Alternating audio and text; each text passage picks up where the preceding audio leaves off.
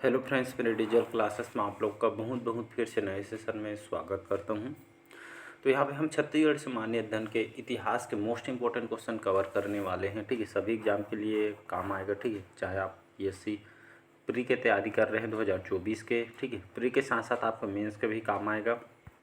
Mains के साथ व्यापम में जाएंगे तो व्यापम में आपका पुलिस हो गया, एसआई वगैरह के लिए, कांस्टेबल के लिए, ठीक है, प्रयोगशाला परिचारक के लिए, और जो भी वैकेंसी आने वाली जो एग्ज़ाम जो है होने वाले हैं उन सभी एग्ज़ाम की, मतलब छत्तीसगढ़ जो सामान्य अध्ययन का जो है ये सभी एग्ज़ाम में क्वेश्चन आपसे पूछे जाएगा, चाहे कोई भी एग्ज़ाम का आप प्रिपरेशन कर रहे हो। चलिए स्टार्ट करते हैं सेशन को।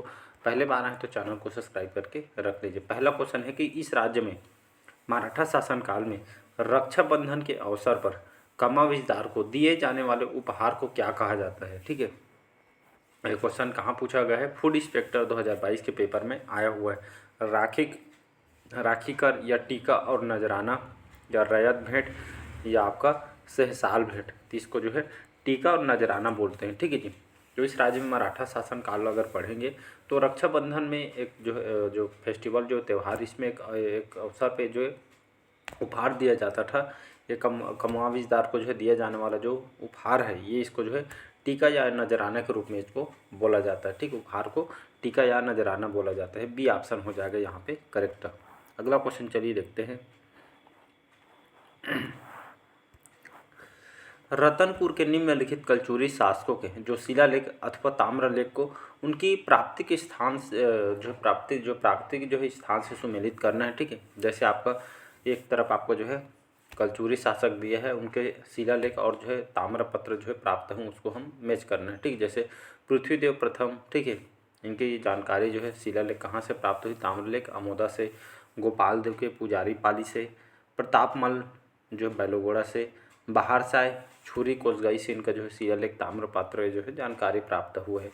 इसका ये ऑप्शन हो जाएगा यहाँ पे एक का एक, बी का दो, सी का तीन, डी के चार, मतलब सेम सेम है। ठीक है, एक का एक, बी का दो, सी का तीन, डी का चार, इस तरह इसको जो है मैच करना था। तो ये ऑप्शन हो जाएगा यहाँ पे करेक्ट आंसर। इस तरह इसको जो है मैच करना था। कलचुरी शासक पृथ्वीदेव प्रथम, शिलालेख जो ताम्रपत्र जो है अमोदा से प्राप्त हुए हैं, गोपाल देव पुजारी पाली से, प्रतापमल बैलोगोड़ा से, बाहरसाई छुरी कोसबाई से जो है ये जो ताम्रलेख शिलालेख प्राप्त हुए हैं। चलिए अगला क्वेश्चन देखते हैं। चलिए थर्ड क्वेश्चन देखते हैं। रतनपुर के कलचुरी शासक रत्नदेव के सिक्कों में निम्नलिखित कौन सी जो विशेषता नहीं पाई जाती है? ठीक, कौन सी विशेषता नहीं पाई जाती है? गज शार्दुल, सिंह, गजलक्ष्मी या मानवाकृत? तो इसका जो करेक्ट आंसर हो जाएगा गजलक्ष्मी। ठीक है, तो रतनपुर के जो कलचुरी शासक है रत्नदेव के सिक्कों में कौन सी जो है विशेषता नहीं पाई जाती है? तो गजलक्ष्मी की विशेषता यहाँ पे नहीं पाई जाती थी। इसका सी ऑप्शन हो जाएगा। और कहाँ? CGPSC प्री 2022 के पेपर में क्वेश्चन आया हुआ है। इनके बारे में देखते हैं, एक्सप्लेन देखते हैं। कलचुरी शासक जाजालदेव प्रथम, इनका जो कार्यकाल 1095 से लेकर 1120 तक ये जो इन्होंने शासन किया है। ठीक है, इस ईस्वी में इन्होंने स्वर्ण सिक्कों पर, ठीक है, इन्होंने अपने जो है स्वर्ण सिक्कों पर जो है श्री जाजलदेव, ठीक है, श्रीमद जाजलदेव और गज शार्दुल चित्रित करवाया था। और तांबे के सिक्के पे, ठीक है, इन्होंने तांबे का भी सिक्के जारी किया था और इसमें हनुमान जी की प्रतिमा का भी अंकित इन्होंने करवाया। तांबा के सिक्के में हनुमान जी के जो है ये जो इन्होंने जो है चित्र बनवाया था। ठीक है जी, तांबा के सिक्के में ये जो है उनकी जो है चित्र जो है करवाई गई थी, चित्रकारी। और जो है प्रतापमल ने तांबे के चक्राकार जो है षटकोणी सिक्के जो है एक जो है कलचुरी वंश बताया भी थे कि जो है प्रतापमल ने, मतलब जो है चक्राकार षटकोणी सिक्के किसने जारी किए थे? तो आपके कलचुरी शासक प्रतापमल के द्वारा ये तांबे के सिक्के इन्होंने कराए थे। ठीक है, सिंह और कटार की आकृति यहाँ से जो है उनके सिक्कों में जानकारी मिलती है। ठीक है, इसको आपको याद रखना है। नेक्स्ट क्वेश्चन देखते हैं। चलिए अगला क्वेश्चन देखते हैं, चौथा क्वेश्चन। ई राघवेंद्र राव, ठीक है, ई राघवेंद्र राव प्रथम बार मध्य प्रांत एवं बरार के कब मुख्यमंत्री बने थे? ठीक है, CGPSC प्री 2022 के पेपर में आया है। 1923 में, 1927 में, 1929 में या 1936 में। कभी कभी आपको जो है डेट भी पूछ देता है, तो डेट भी आप जो है याद रखना। कैसे याद रखना है? तो इसको जैसे मोबाइल नंबर याद रखते हैं उसी तरह इसको जो है मैच करना। जैसे ई राघवेंद्र, जैसे आप मान के चलिए कि आपका कोई फ्रेंड है ई राघवेंद्र, उसका मोबाइल नंबर जो है 1927 है। ऐसा करके 4 अंक बस आपको याद रखना है, मतलब रिलेट करके याद रखना है। ये हमारा फ्रेंड है, जो भी रिलेटिव है ई राघवेंद्र, तो इसका मोबाइल नंबर 1927 है। ऐसा करके मतलब रिलेट करके याद रखेंगे, जो इमेजिन करके, तो लंबे समय तक रहेगा। ठीक है जी। तो 1927 बी ऑप्शन हो जाएगा करेक्ट आंसर, ठीक है। तो जो ई राघवेंद्र राव प्रथम बार मध्य प्रांत एवं बरार के मुख्यमंत्री 1927 में रहे हैं, ठीक है। एक्सप्लेन देखेंगे। नवंबर 1927 में मध्य प्रांत और बरार के जो है प्रांतीय चुनाव में स्वराज दल को इन्होंने 70 सीटों में से 42 सीटों पर जीत मिली। मध्य प्रांत विधान परिषद के चुनाव में पंडित रविशंकर शुक्ल, शिवदास डागा, ई राघवेंद्र राव, ठाकुर छेदीलाल ने भाग लिए। 1925 के निर्वाचन में इस दल से ई राघवेंद्र राव, ठाकुर छेदीलाल, ठीक है, निर्वाचित हुए। सन 1928 में ई राघवेंद्र राव मध्य प्रांत एवं जो है बरार के मुख्यमंत्री बने थे, ठीक है। तो यहाँ पे 1928 दिया है, यहाँ पे 1927 दिया है, ठीक है। तो जो भी ऑप्शन में रहेगा 1927 या 1928 रहे तो उसके हिसाब से आंसर लगाइए, ठीक है। तो एग्जामिनर क्वेश्चन घुमा के भी पूछता है, इसलिए बोल रहा हूँ। चलिए अगला क्वेश्चन देखते हैं। 5 क्वेश्चन है। रतनपुर राज्य में कलचुरी शासक रघुनाथ सिंह को अपदस्थ कर रघु जी ने वहाँ पर कब नए प्रशासक को नियुक्त किया था, ठीक है। ये आपके सीजी प्री 2022 के पेपर में आया हुआ है। 1940, 1941, 1942, 1945। तो रतनपुर राज्य में कलचुरी शासक रघुनाथ सिंह को अपदस्थ कर रघु जी ने वहाँ पर कब नए प्रशासक की नियुक्ति की थी, तो इन्होंने 1945, ठीक, 1945 में इन्होंने जो है नियुक्ति की थी, ठीक है। तो एक्सप्लेन देखेंगे। 1741 से 1742 ईस्वी में मराठा सेनापति भास्कर पंत ने रतनपुर पर जो है इन्होंने आक्रमण किया। रघुनाथ सिंह जो है पुत्र शोक से जो है ग्रस्त होने के कारण आक्रमण का जवाब नहीं दे पाया। परिणाम क्या हुआ, रतनपुर पर भास्कर पंत इन्होंने जो है कब्जा कर लिया। यहाँ पे भास्कर पंत ने, ठीक है, रघुनाथ सिंह को भोसले के नाम पर जो है राज करने की अनुमति जो है प्रदान की। 1745 ईस्वी में रघुनाथ सिंह की जो मृत्यु यहाँ पे हो जाती है, ठीक है। और फिर 1758 में भोसला राजकुमार बिंबा जी ने छत्तीसगढ़ में प्रथम मराठा शासक के रूप में प्रत्यक्ष शासन इन्होंने स्थापित किया था, ठीक है। तो इसका डी ऑप्शन हो जाएगा 1945। चलिए नेक्स्ट क्वेश्चन देखते हैं। 6वां क्वेश्चन। सविनय अवज्ञा आंदोलन के तहत निम्नलिखित जंगलों, ठीक है, जंगल सत्याग्रह को उनके प्रारंभ किए जाने की तिथि अनुसार इसको सुमेलित करना है, ठीक है।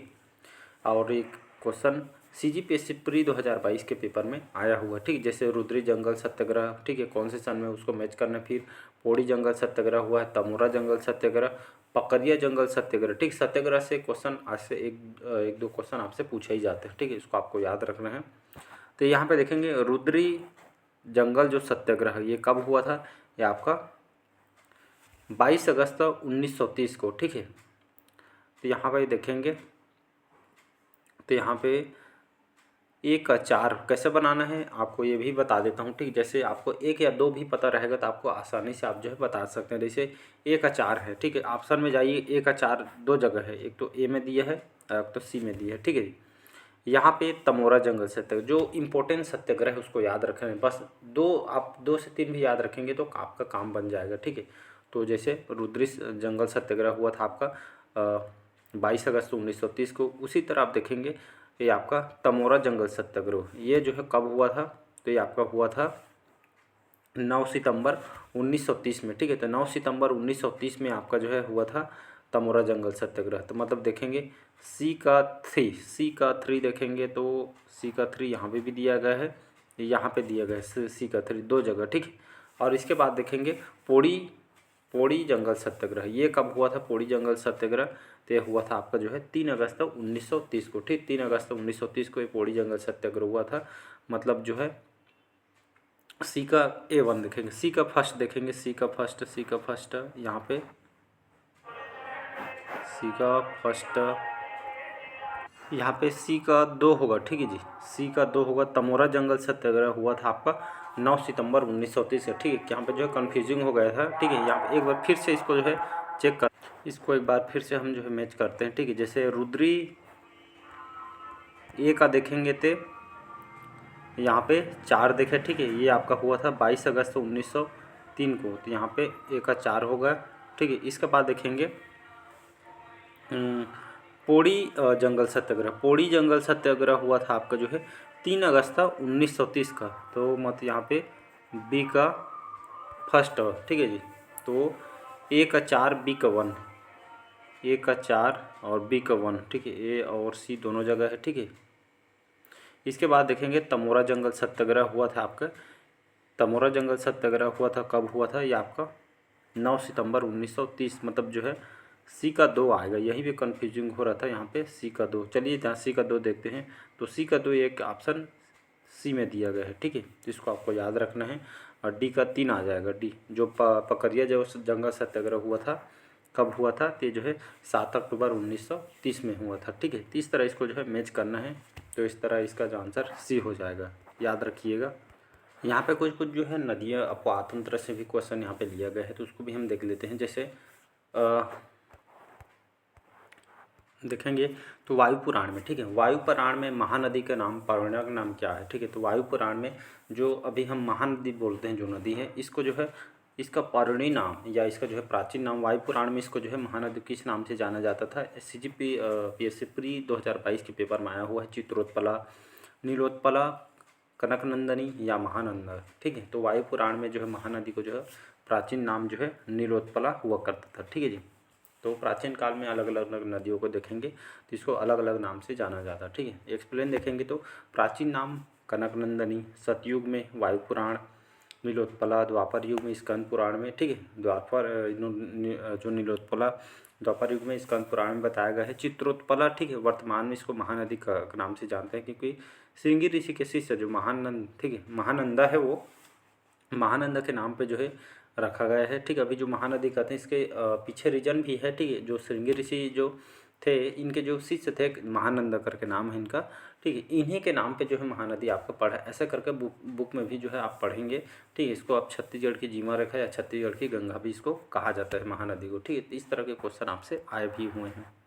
चलिए अगला क्वेश्चन देखते हैं। यहाँ पे निम्नलिखित कौन सा जिला नर्मदा बेसिन का हिस्सा है, ठीक है। राजनांदगांव, रायपुर, कोरबा या बस्तर, ठीक है। तो कौन सा जिला नर्मदा बेसिन का हिस्सा है, तो ये आपका राजनांदगांव। राजनांदगांव जो है नर्मदा बेसिन का हिस्सा है। और CGPSC प्री जो है SI के पेपर में आया हुआ है, सब इंस्पेक्टर 2022 के पेपर में, ठीक है। तो राजनांदगांव जो है, ये जो जिला है राजनांदगांव जो है नर्मदा बेसिन का हिस्सा है, ठीक है। तो नर्मदा अपवाह तंत्र सबसे छोटा, आप सभी को पता होगा, कई बार पढ़ाया भी हूँ कि नर्मदा अपवाह तंत्र सबसे छोटा अपवाह तंत्र है, जो कुल अपवाह तंत्र का 0.55% है, ठीक है। जो छत्तीसगढ़ के 2 जिलों राजनांदगांव और कबीरधाम जो है नर्मदा बेसिन का जो है हिस्सा, कौन कौन सा, राजनांदगांव और कबीरधाम, ठीक है, ये जो है इसका हिस्सा है।